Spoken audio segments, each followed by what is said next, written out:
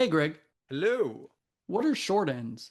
Well, a short end is a partial roll of unexposed film stock left over during a motion picture production and kept for later use. Well, that's wrong. What? It's a place for us to chat about films, events, and other movie related topics we don't normally cover in our main episodes. Oh, that's even better. Let's do it.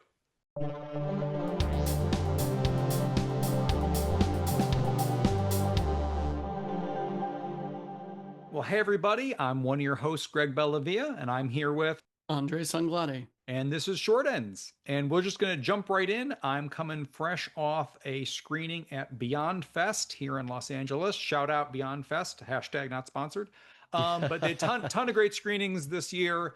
Seems like they really pulled out all the stops. I'm going to hate to see what they come up with next year if they're trying to top this. But it was a very special evening out. It was Meiko Kaji in person introducing Lady Snowblood and Lady Snowblood, Love Song of Vengeance, the sequel. In between both films, they did a Q&A with her that was over a half hour long. And it was magical. It was one of the best screenings of my entire life. And Wow. I don't say that easily. It was one of those things where midway through, I was like, oh, wow. And then that snowballed as it kind of went on. And was that because of the energy in the room or the theater and her presence? Yes. So it's everything you just said. One, I love the Egyptian. I mean, it's gone through some changes over the years, but really is like a beautiful theater. So just kind of being there for this, and again, not I know they're running events all over this. They're doing stuff at the Arrow. They're doing stuff at the like Lost Feliz 3. That's all great, and I love those theaters as well. But there was something about being in this space with her. She's an icon, and especially in 2025, how many actual icons do we have? Yeah. She's 78. She looks amazing. She looks 20 years younger. Not that it makes any difference, but just like this vibrant personality and just kind of like so happy to be there. You could read it on their face and they were touched to be there. We were touched to have her.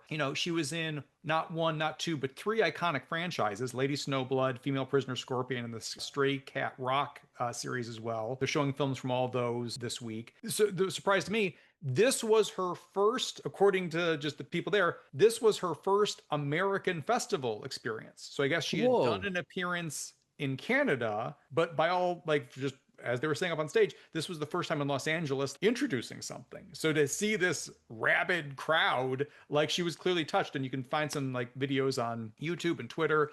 I would highly recommend looking it up just because she's, A, she's awesome, but B, just to kind of like, it was definitely like a moment. I mean, yeah, that absolutely adds to the enjoyment of the film, especially knowing that it's her first fest. I mean, it's like you're experiencing that with her too. Also, Lady Snowblood rocks, and it rips to see it up on the big screen. That is like the major influence on Kill Bill. I think I would highly recommend, if you're a film fan, checking that one out. And look great to see it, just up on the big screen and have her come out.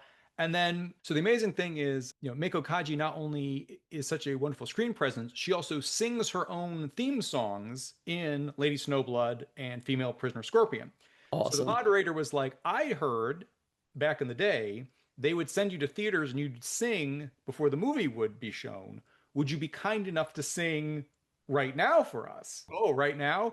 And she goes, okay, well, I'll just do the chorus, and proceeds to sing all of Flower of Carnage from Lady Snowblood to the crowd. And like you could hear a pin drop just with her like everyone's like shocked. She's just like pulling this out. It was fantastic. She finishes it up, people like standing ovation. And afterwards, I'm like, that was like really great. I'm going to remember that for the rest of my life. Guys outside in the lobby, I'm going to have chills all week. That was electric. One guy's like, I cried. So it's just a Amazing. very memorable night out in Los Angeles. I'm so glad you got to experience that. I was not expecting that when you said that that was one of the best screenings of my life. I mean, no wonder Yeah. everything you just talked about. That's so special. I love it. Yeah, shameless plug for Beyond Fest. They put a whole bunch of cool stuff together, that being one of them, and I'm gonna remember that one for a while. It sounds so cool. I wish I could have been there with you. Next time. For sure. We need to go to Beyond Fest together.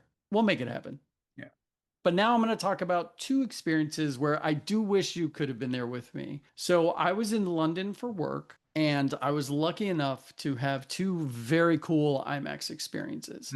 Nice. The first one was seeing an amazing restoration of Catherine Bigelow's Point Break at the BFI IMAX theater. And as some know, BFI is the British Film Institute. They had someone come out and introduce the film, which just reminded me of going to the ArcLight here in LA, RIP ArcLight. And it was my first time seeing Point Break in a theater, and it was stunning in IMAX. I already knew that the skydiving sequences and some of the surfing sequences were going to be fantastic, but the one standout scene that hit all the right notes for me in this viewing was the night surfing scene. It was incredible. And with the music and the amazing sound system, the cinematography, everything just clicked and it was honestly transcendent. I loved it. I did go with two of my colleagues from work and their partners. And out of the four of them, three had never seen Point Break before. Oh, no way. Yeah, they are significantly younger, but it was cool to experience it with them. After the film was done, I asked them what they thought. One of them said he really liked it, and he said it was nice to see it's not setting up for anything. You Oof. know, like a sequel Yeah. or building a world, and it made me realize how for younger film fans that mentality is so entrenched, right? That makes me happy for their experience and also sad for us in I general. know. I felt that. But one more thing about the screening I wanted to mention. At the start of the film, one of the trailers was for the BFI presentation of Ridley Scott's films. Ooh. Phenomenal. And I got so jealous. The trailer itself was breathtaking. Honestly, I would love to see a handful of his films in IMAX. Ugh, they need to do something like that here in LA, but you should check out the trailer on BFI's YouTube page. You had sent it over to me after you saw it, and it's pretty sick. It's awesome. I would love a Sir Ridley Scott retrospective here in LA. Absolutely. I'm hoping they do it. Hopefully it's a success in London and then maybe they'll do it here. Another cool IMAX experience I had was Cineworld in London was doing what they called Nolan season. And basically, 8 of Christopher Nolan's films were being re-released in IMAX. And I wanted to catch as many as I could. Oh, But nice. the two I really wanted to see were Inception and Tenet, because those are the only ones I hadn't seen in IMAX. And obviously Batman Begins, but it wasn't shot IMAX. But my work schedule only allowed for me to see one film, and that was The Dark Knight. Did you see it in IMAX when it first came out? Yes, that's actually the only one of his I've seen in IMAX. And it's Oh, funny, I've seen Batman 89 four times in the theater, Memento four times in the theater, and then Dark Knight, going to it in IMAX was going to be the third time in the theater. We show up, my friends and I, and we realized we had gotten tickets to the wrong screening. So we went to go see the Dark Knight regular a third time, and then we had to go back to see it in IMAX the fourth time. So it's either a Batman movie, Christopher Nolan movie, I'll see it four times in the theater. amazing, amazing. Yeah, I think this was my fourth time seeing it in the theater. I've seen it at the Howard Hughes Center when that was IMAX. I saw it at Universal City Walk. I think 4 times is the most I've ever seen any movie in the theater. I was actually going to ask you a follow-up on that because that's my max as well, the four time. Yeah, it's that. And I saw, because of the re-release of the 25th anniversary of Jurassic Park, I saw that 4 times. All Because right. when that came out when I was a kid, I saw that 3 times in the theater. That's one of my favorite movies of all time. Well, how But was it now? so I saw it at the IMAX Leicester Square, which is where Mission Impossible Final Reckoning had its premiere. So it's a pretty nice theater.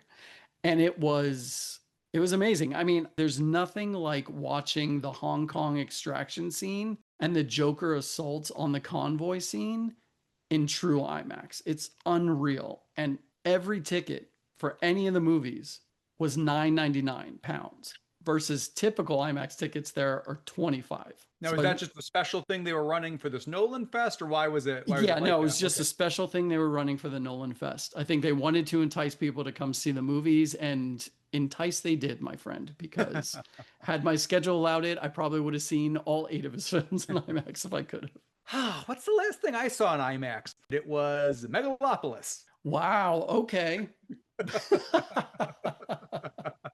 which I promise you was a different experience than you had over there. But Oh yeah, I have not seen that movie, so we'll see if that ever makes an appearance. is that a future episode? Who knows? We'll Who see. knows? Who could say? We'll see. Oh, yeah. That's so funny. That's kind of it for this week's short ends. We'll catch you guys like next time. If you enjoyed what you heard, please support by leaving a like or a review on whatever platform you listen to podcasts. If you want to reach out and send a comment, you can email us at realdemers@gmail.com.